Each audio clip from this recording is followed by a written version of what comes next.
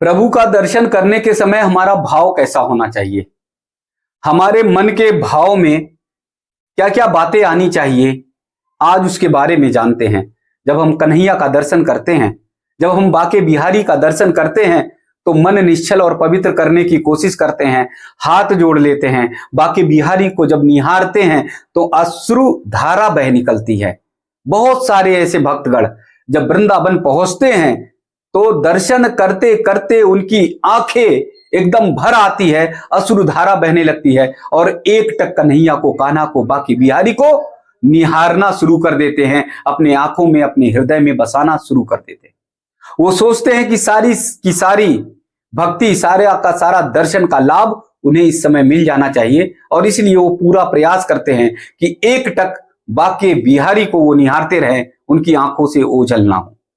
लेकिन हमें ये बात ध्यान रखनी चाहिए, हमें ये जानना चाहिए कि जब हम घर से निकले भक्ति के लिए, जब हम घर से निकले वृंदावन के लिए, जब हम घर से निकले बाके बिहारी के दर्शन के लिए, तब हमको ये समझना चाहिए, क्या घर में हमने किसी को सताया है, क्या परिवार में हमारी बहुत अच्छी तरह से हमारा जो प्रेम भाव होना चाहिए वो परिवार के सदस्यों के साथ है क्या।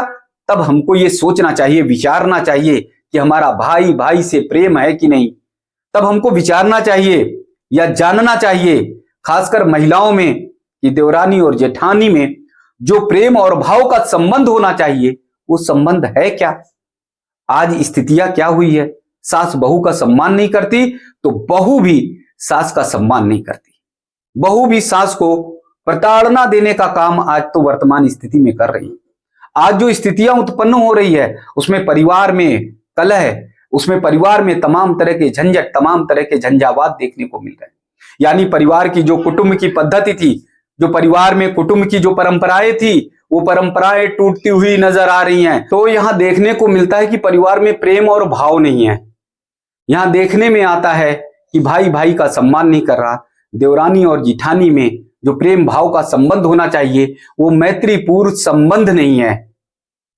कभी देवरानी और जेठानी का प्रेम और भाव बहन बहन की तरह होता है। आप रामायण के रामचरितमानस में अगर देखेंगे, माता सीता, उर्मिला जी के चरित्र को, मांडवी और सुतकृति जी के चरित्र को देखेंगे तो साफ तौर पर पता चलेगा कि कैसे चारों बहुएं बहन की तरह, प्रेम और भाव की तरह रहा करती थी। आज वो भाव देखने को परिवार में मिलता नहीं। थोड़े थोड़े से बात पर थोड़ा सा विवाद अगर बड़ा जमीन और जायदाद का, तो देखने को मिलता है भाई भाई का दुश्मन हो जाता है। दुश्मन तो दूर, एक भाई दूसरे भाई का सिर काटने से भी पीछे नहीं हटता। हमारे चरित्र में भरत जी का चरित्र देखिए, हमारे चरित्र में मर्यादा पुरुषोत्तम श्री राम का चरित्र देखिए कि अयोध्या के लिए दोनों भाइयों में लड़ाई होती है। राम कहते हैं कि अयोध्या भरत तू संभाल, भरत कहते हैं कि भैया तू अयोध्या की ओर अगर नहीं लौटा तो फिर मैं तो अपने प्राण दे दूंगा। दोनों भाइयों में अयोध्या को लेकर संघर्ष होता है कि भाई तू देख अयोध्या, तू संभाल। तो राम जी कहते हैं कि नहीं भरत, मैं 14 वर्ष का वनवास काट के ही अयोध्या वापस लौटूंगा। यानी अयोध्या जैसी राज सत्ता को भी अपनाने के लिए दोनों भाई तैयार नहीं होते। ये प्रेम भाव की पराकाष्ठा थी, ये तपस्या साधना की सेवा की पराकाष्ठा थी। लेकिन आज वर्तमान में तो थोड़ी सी जमीन के लिए, खेत और मेड़ के लिए एक भाई दूसरे भाई की गला काटने से भी, उसकी हत्या करने से भी परहेज नहीं करता।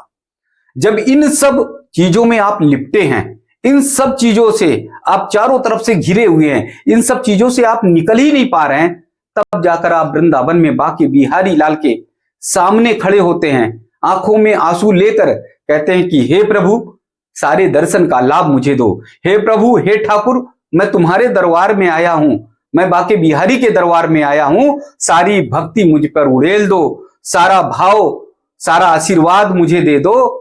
तो आपको जरा भी आशीर्वाद नहीं मिलना है। आप खोजिए, घर घर में राम है, आप खोजिए, घर घर में कृष्ण है, आप खोजिए, घर घर में ठाकुर विराजमान है।